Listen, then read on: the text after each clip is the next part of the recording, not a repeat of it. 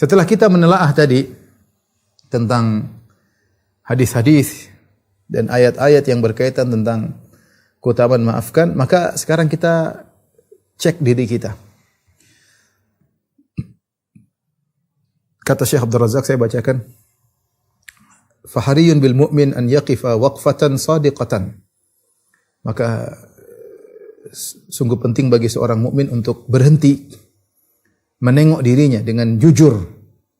Muta'ammilan fi hadhil ayah. Perhatikan tadi ayat-ayat tadi. Mutadabbiran li hadhil hidayat. Renungkan tentang apa yang tadi sudah kita sampaikan. Tsumma yanzur ila waqi'ihi wa haqiqati halihi fi hadzal bab. Kemudian dia tengok dirinya. Sejauh mana saya sudah mengamalkan ayat-ayat ini? Sejauh mana sifat saya berkaitan dengan maafkan? Dia renungkan. Ya. Kadhmil ghaith, meredam amarah, wal afwi anin nas, maafkan orang lain. Apakah saya sudah melakukannya? Wa safha anhu wa tajawuz an isaatihi, berlapang dada, memaafkan orang yang berbuat zalim kepada dia. Ya. Coba dia tengok apakah dia sudah mengamalkan atau tidak. Ya.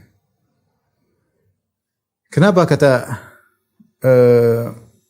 Syekh Abdul Razak, la tanhadhu li fi'liha illa al-qulubus shadiqah wan nufusul kabirah. Tidak ada yang bisa melakukan ini semua kecuali orang yang memiliki hati yang benar-benar jujur, memiliki jiwa yang besar. Al-muayyadah bil ma'rifah wa taufiq min Allah, yang dapat bimbingan dari Allah Subhanahu wa taala. Tidak semua orang bisa memaafkan. Kita dapati ada orang badannya besar, hatinya ciut, kecil, cepat emosi. Sedikit-sedikit marah, sedikit-sedikit angkat suara. Sedikit-sedikit nyinyir, sedikit-sedikit merendahkan. Tidak bisa, hatinya sempit.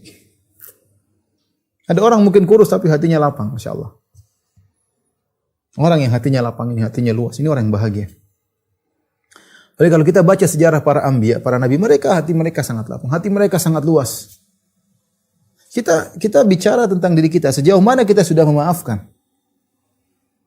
Saya sering mengatakan bahwasanya kalau ada orang berbuat zalim kepada dirimu, itu kesempatanmu untuk meraih kemuliaan. Karena kapan kita maafkan, kita baru bisa mempraktekkan memaafkan kalau ada orang zalim sama kita. Kalau orang enggak zalim, ngapain kita maafkan? Jadi ini yang semakin berat. Kenapa kita menghafal ini semakin berat? Karena ini amal hanya bisa kita kerjakan kalau kita dizalimi. Siapa yang suka dizalimi? Enggak ada yang suka dizalimi. Baru kesenggol sedikit sudah ngamuk. Kesenggol sedikit sudah tulis di status. Disenggol sedikit sudah nyerang-nyerangan di grup. Ya, subhanallah. Saya bilang ini amal, pahalanya sangat besar. Ciri orang bertakwa, ciri orang ihsan. Diampuni oleh Allah, dirahmati oleh Allah. Luar biasa. Masuk surga. Tapi hanya bisa diamalkan ketika kita sedang dizalimi. Karenanya, ikhwan dan akhwat yang dirahmati Allah Subhanahu wa taala, kalau kita sedang dizalimi, kesempatan bagi kita untuk meraih kemuliaan. Caranya bagaimana? Maafkan. Tapi kalau orang hatinya sempit, sulit bagi dia maafkan. Ada masalah sedikit dia ngamuk ya. Saya kadang kaget ketemu dengan orang seperti saya pernah ketemu, saya sering ceritakan ini, ada kawan seperti itu.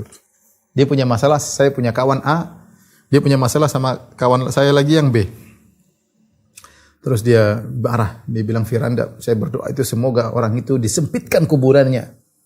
Padahal itu orang belum mati, masih hidup, dia jengkel banget, dia bilang mudah-mudahan dia disempitkan kuburan, orangnya masih hidup. Sudah ada sempit. Yang kita sedih terkadang itu diucapkan dari orang yang ternyata memiliki wawasan agama yang luas. Sering ngaji misalnya. Sering ngaji, tapi subhanallah, sudah ngaji lama. Terkadang penampilan Masya Allah Islami, ya. Jenggotan misalnya, ya. Kemudian mungkin perempuan cadaran, tapi hatinya kerdil. Ya. Tidak lapang, cepat emosi. Cepat emosi. Udah emosi sudah.